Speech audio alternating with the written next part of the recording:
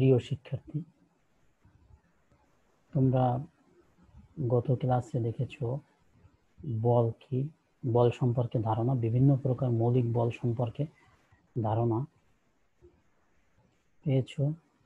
তো আজকে তোমাদের দ্বিতীয় ক্লাসে আমি তোমাদের সবাইকে স্বাগত জানাচ্ছি।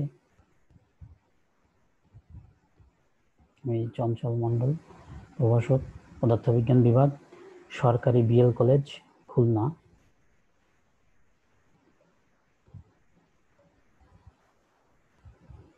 আজকে আমরা তোমাদের সেই পদার্থবিজ্ঞান প্রথম পত্রের চতুর্থ অধ্যায় নিউটনীয় বলবিদ্যা নিয়েই আলাপ করব।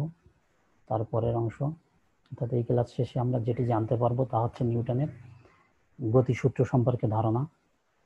নিউটনের গতিসূত্র তোমরা জানো, 9, 10 কিছু অংশ ছিল, তো সেই একই বিষয় সম্পর্কে আবার একটু দেখব। নিউটনের গতিসূত্রের সীমাবদ্ধতা কি, গতিসূত্রটা কোথায় কোথায় প্রযোজ্য, কোথায় কোথায় প্রযোজ্য না, সেটি আমরা দেখব। আর নিউটনের গতির দ্বিতীয় সূত্রের প্রমাণ, দ্বিতীয় সূত্র তোমরা দেখে এসেছো F = ma, সেই দ্বিতীয় সূত্রের প্রমাণটা আমরা দেখব এবং গাণিতিক সমস্যা। আমরা প্রথমে আসি নিউটনস ল অফ মোশন, নিউটনের গতিসূত্র, যে আমরা 1687 সালে স্যার আইজ্যাক নিউটন ভর, গতি ও বলের মধ্যে সম্পর্ক স্থাপন করে 3টি সূত্র প্রদান করেন। আমরা জানি যে তার একটা বিখ্যাত গ্রন্থ থেকে এই 3টা সূত্র প্রদান করেন। 3টা সূত্রর প্রথম সূত্রটা, আমরা এই 3টা সূত্র সম্পর্কে সবাই জানি। প্রথম সূত্রটা কি, কোনো বস্তুর উপর বাহ্যিক বল প্রয়োগ না করলে বস্তু যে অবস্থায় আছে সেই অবস্থায় থাকবে, বজায় থাকবে, অর্থাৎ স্থির বস্তু স্থির ও গতিশীল বস্তু গতিশীল থাকবে, তাই এটিকে জড়তার সূত্র বলা হয়। আমরা জড়তা সম্পর্কে আমরা ধারণা পেয়ে এসেছি যে কোনো বস্তু যে অবস্থায় আছে চিরকাল সেই অবস্থায় থাকতে চাওয়ার যে ধর্ম, সেটি হচ্ছে জড়তা, অর্থাৎ গতিশীল বস্তু গতিশীল থাকতে চায় এবং স্থির বস্তু স্থির থাকতে চায়। এই যে থাকতে চাওয়ার যে ধর্ম, সেটি হচ্ছে জড়তা। এই প্রথম সূত্রটা সেই জড়তা সম্পর্কে ধারণা দেয় যে যদি কোনো বস্তুর উপরে যদি আমরা বাইরে থেকে বল প্রয়োগ না করি, বাহ্যিক বল প্রয়োগ না করলে, অর্থাৎ বাইরে থেকে যদি আমরা ওই বস্তুটার উপরে কোনো বল প্রয়োগ না করি, তাহলে বস্তু যে অবস্থায় আছে সেই অবস্থা বজায় রাখবে। অর্থাৎ বস্তুটি যদি গতিশীল থাকে তাহলে সে সারা জীবন গতিশীলই থাকবে, আর যদি কোনো বস্তু স্থির থাকে সে সারা জীবন স্থির থাকবে, যদি বাইরে থেকে আমরা তার উপরে কোনো বল প্রয়োগ না করি। তাহলে এটি হচ্ছে নিউটনের প্রথম সূত্র। দ্বিতীয় সূত্রটাকে, দ্বিতীয় সূত্রটা সম্পর্কে আমরা জানি যে কোনো বস্তুর ভরবেগের পরিবর্তনের হার তার উপর প্রযুক্ত বলের সমানুপাতিক, এবং বল যেদিকে ক্রিয়া করে বস্তুর ভরবেগের পরিবর্তনও সেদিকে ঘটে, অর্থাৎ ভরবেগের পরিবর্তনের হার প্রযুক্ত বলের সমানুপাতিক। অর্থাৎ বল সম্পর্কে একটা ধারণা পেতে পারি যে বল হচ্ছে কি, কোনো বস্তুর ভরবেগের পরিবর্তনের হারই হচ্ছে তার বল, সেই বস্তুর উপরে প্রযুক্ত বল। অর্থাৎ কোনো বস্তুর উপরে যদি বল প্রযুক্ত হয় তাহলে তার ভরবেগের পরিবর্তনের সমানুপাতিক হবে, এবং বল যেদিকে ক্রিয়া করবে বস্তুর ভরবেগের পরিবর্তনও সেদিকে ঘটবে।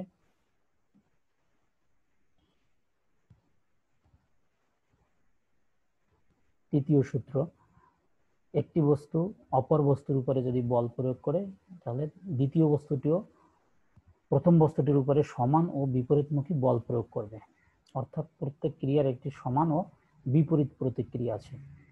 যে কোনো বস্তু যদি একটা বস্তুর উপরে বল প্রয়োগ করে একটা বস্তু, তাহলে দ্বিতীয় বস্তুটিও প্রথম বস্তুর উপরে বল প্রয়োগ করবে। আমরা বাস্তব জীবনেও তাই একই জিনিস দেখে থাকি, যদি কাউকে আমরা আঘাত করি তাহলে সেও আমাদের আঘাত করবে, অর্থাৎ প্রত্যেক ক্রিয়ারই একটি সমান এবং বিপরীত প্রতিক্রিয়া আছে। আমরা যদি কোনো কোথাও যাই তাহলে বাসের উপরে বসি, যদি সিটের উপরে বসলে সিটটি নিচে চলে যাওয়ার কথা, কিন্তু সিটের উপর সিটও নিচ থেকে একটা বল প্রয়োগ করে বলে আমরা বসে থাকি। তাই বলা হচ্ছে যে প্রত্যেক ক্রিয়ার একটি সমান এবং বিপরীত প্রতিক্রিয়া আছে। সেটা কিরকম, যে একটি বস্তু অন্য কোনো বস্তুর উপরে যদি F1 বল প্রয়োগ করে, মনে করলাম যে একটা বস্তু অপর বস্তুকে F1 বল প্রয়োগ করেছে, তাহলে দ্বিতীয় বস্তুটিও প্রথম বস্তুর উপরে F2 বল প্রয়োগ করবে। অর্থাৎ প্রথম বস্তু যদি দ্বিতীয় বস্তুর উপরে বল প্রয়োগ করে, দ্বিতীয় বস্তুটিও প্রথম বস্তুর উপরে বল প্রয়োগ করবে। তাহলে এই সূত্র অনুসারে কি লেখা যায়? F1 সমান সমান মাইনাস F2। আমরা এখানে ভেক্টর চিহ্ন ব্যবহার করেছি কারণ বল কি একটি ভেক্টর রাশি, তাই একটি ভেক্টর চিহ্ন ব্যবহার করেছি। এবং F1 সমান সমান মাইনাস F2, এখানে ঋণাত্মক চিহ্ন এসেছে কেন? যে সমান এবং বিপরীতমুখী বল প্রয়োগ করবে। এখানে বলা আছে যে একটি বস্তু অপর বস্তুর উপরে বল প্রয়োগ করলে দ্বিতীয় বস্তুটি প্রথম বস্তুর উপরে সমান এবং বিপরীতমুখী। সমান বলের জন্য সমান চিহ্ন এবং বিপরীতমুখী বলের জন্য একটা ঋণাত্মক চিহ্ন ব্যবহার করা হয়েছে। ঋণাত্মক চিহ্ন দিয়ে বোঝানো হয়েছে যে এই দুইটা বল সমান এবং বিপরীতমুখী।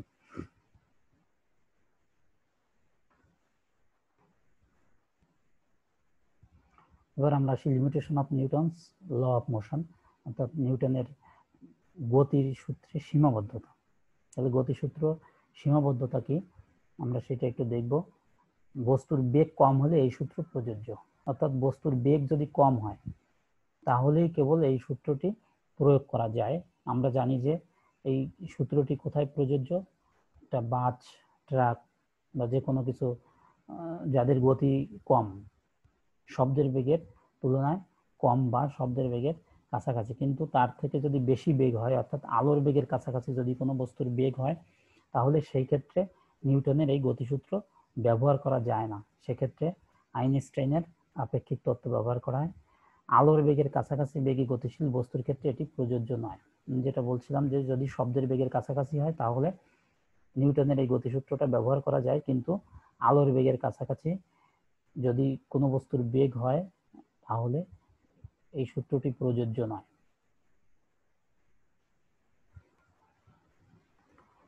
অণু পরমাণুর মতো ক্ষুদ্র কণার ক্ষেত্রে এটি প্রযোজ্য নয়।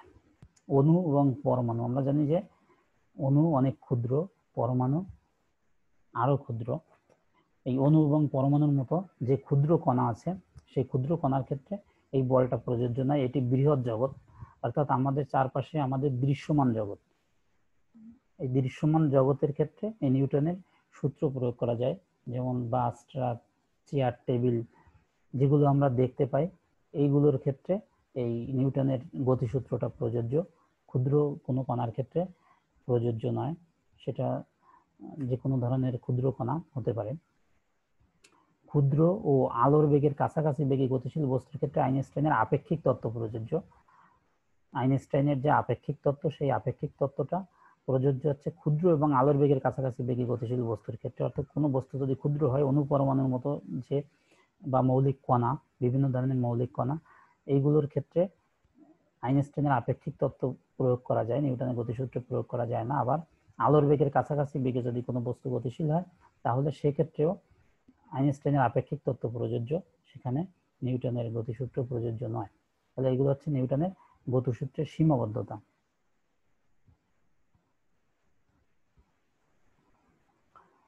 আমরা এবার একটা দ্বিতীয় সূত্রটা দেখি। কোনো বস্তুর ভরবেগের পরিবর্তনের হার তার উপর প্রযুক্ত বলের সমানুপাতিক এবং বল যেদিকে ক্রিয়া করে বস্তুর ভরবেগের পরিবর্তন সেদিকে হবে। আমরা মনে করি যে এম ভরের একটা বস্তুর উপরে এফ বল প্রয়োগে ভি বেগ প্রাপ্ত হলো, অর্থাৎ এম ভরের কোনো একটা বস্তু, এম ভরের বস্তুর উপরে যদি আমরা একটি বল, সেই বলটা কি বল? এফ বল। এফ বল যদি প্রয়োগ করি, এফ বল প্রয়োগ করলে বস্তুটি বেগ প্রাপ্ত হয়েছে, সেই বেগের পরিমাণ হচ্ছে ভি এবং ভরবেগের পরিবর্তন পি। আমরা জানি যে ভরবেগ, ভর এবং বেগের গুণফল, এই দুইটাকে বলা হয় ভরবেগ।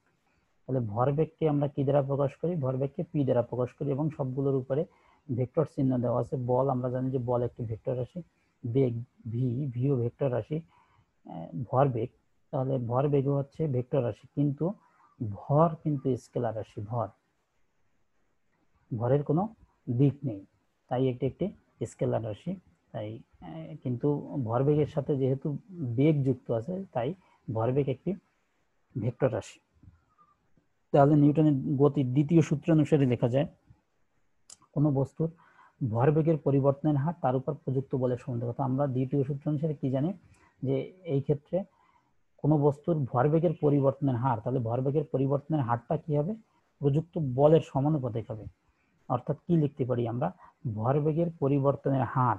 আমরা জানি যে ভরবেগ হচ্ছে পি, এবং যে কোনো একটি সময় যদি টি হয় এবং ক্ষুদ্র সময় হচ্ছে ডিটি, আর ভরবেগের পরিবর্তন তাহলে d by dt into p বা ডিপি বাই ডিটি, ভরবেগের পরিবর্তন, সময়ের সাপেক্ষে ভরবেগের পরিবর্তন, ডিটি, টি হচ্ছে টাইম, সময়ের সাপেক্ষে ভরবেগের পরিবর্তনের হার, তার উপর প্রযুক্ত বলের সমানুপাতিক, প্রযুক্ত বলের সমানুপাতিক, তার উপরে প্রযুক্ত বল হচ্ছে এফ, কাজেই সমানুপাতিক এফ।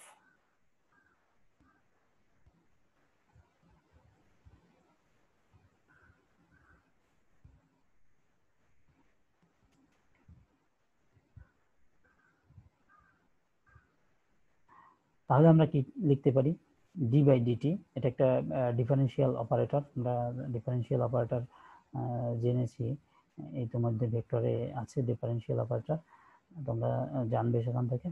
পি, পি হচ্ছে ভরবেগ, তাহলে বলছিলাম কি ভরবেগ কি, ভর এবং বেগের গুণফল, তাহলে পি হচ্ছে এম ভি, এম হচ্ছে ভর মাছ এবং ভি হচ্ছে ভেলোসিটি বা বেগ, তাহলে এম এবং ভি এর গুণফলকে আমরা বলবো পি, ভরবেগ, ভর এবং বেগ, তাহলে এটাকে লিখতে পারি এম ভি সমান সমান কে এফ।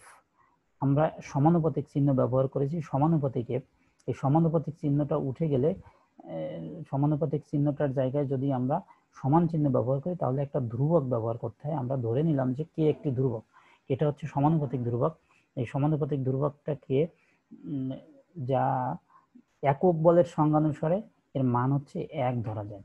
একক বলের সংজ্ঞা, আমরা এই বলটাকে একক বলের সংজ্ঞা যদি দেই যে কি, যখন এম সমান সমান 1 কেজি, কোনো বস্তুর ভর যদি 1 কেজি হয় অথবা 1 একক হয়, সেটা যে কোনো এককে আমরা ধরতে পারি, এসআই, সিজিএস, এফপিএস, যে কোনো এককে আমরা যদি ধরি তাহলে 1 একক হবে, অথবা এম সমান সমান 1 কেজি, আমরা এইচআই এককে যদি দেখি তাহলে 1 কেজি। ভি বেগ, বেগ হচ্ছে কত, 1 মিটার পার সেকেন্ড, অর্থাৎ 1 মিটার পার সেকেন্ড, এটাও এইচআই এককে আমরা যদি বলি, অথবা ভি এর মান হবে 1 একক, এবং টাইম, সময় হচ্ছে 1 সেকেন্ড। তাহলে অর্থাৎ যদি 1 কেজি ভরের কোনো বস্তুর উপরে, 1 কেজি ভরের কোনো বস্তুর উপরে যদি 1 সেকেন্ডে 1 মিটার পার সেকেন্ড বেগ প্রাপ্ত হয় অথবা 1 একক ত্বরণ প্রাপ্ত হয়, তাহলে সেই পরিমাণে বলকে আমরা বলবো 1 নিউটন বল। এফ বলের একক হচ্ছে নিউটন, তাই সেই ধরনের সেই পরিমাণে বলকে আমরা বলবো 1 নিউটন বল। কাজেই এই একক বলের সংজ্ঞানুসারে যদি আমরা ধরি তাহলে এম এর মান 1, ভির মান 1, এফ এর মান 1 নিউটন হলে কে এর মান হবে 1।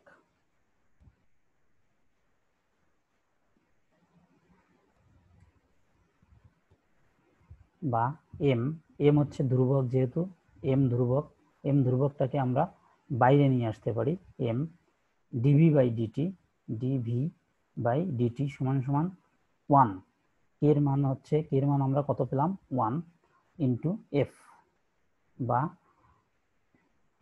এফ সমান সমান এম এ, এফ ইন্টু 1 মানে এফ, আর এম ডিভি বাই ডিটি, এখানে ডিভি বাই ডিটি এটা হচ্ছে বেগের পরিবর্তনের হার, সময়ের সাপেক্ষে বেগের পরিবর্তন, সময়ের সাপেক্ষে বেগের পরিবর্তনকে আমরা কি বলতে পারি, ত্বরণ, ওই বস্তুটির উপরে ত্বরণ, বা d by dt into v, সময়ের সাপেক্ষে বেগের পরিবর্তন, এটাকে আমরা ত্বরণ এ বলতে পারি। কাজেই M into A, M A সমান সমান এফ, বা এফ সমান সমান এম এ। এখানে বলের একক কি, নিউটন, যার মাত্রা এম এল টি মাইনাস 2।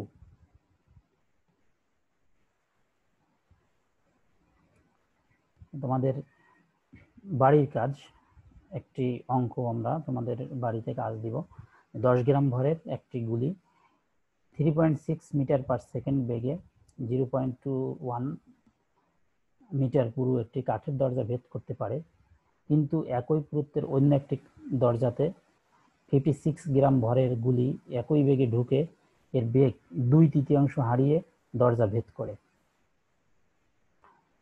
তাই যদি করে সেক্ষেত্রে প্রথম দরজার বাধাদানকারী বল কত।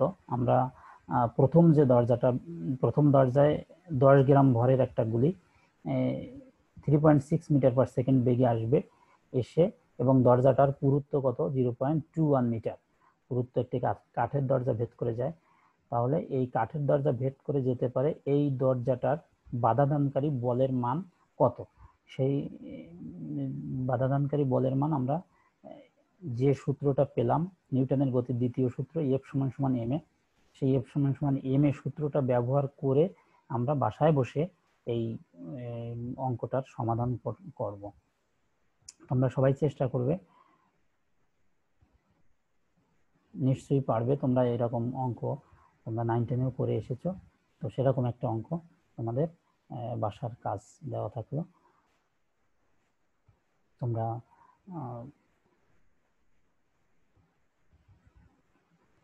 আমাদের সবাইকে ধন্যবাদ। আমাদের সঙ্গেই থেকো, যে কোনো ধরনের সমস্যা আমরা তোমাদের সমাধান করে দিতে চেষ্টা করব। তোমরা বাড়িতে অবস্থান করো এবং ভালো থেকো। ধন্যবাদ তোমাদের সবাইকে।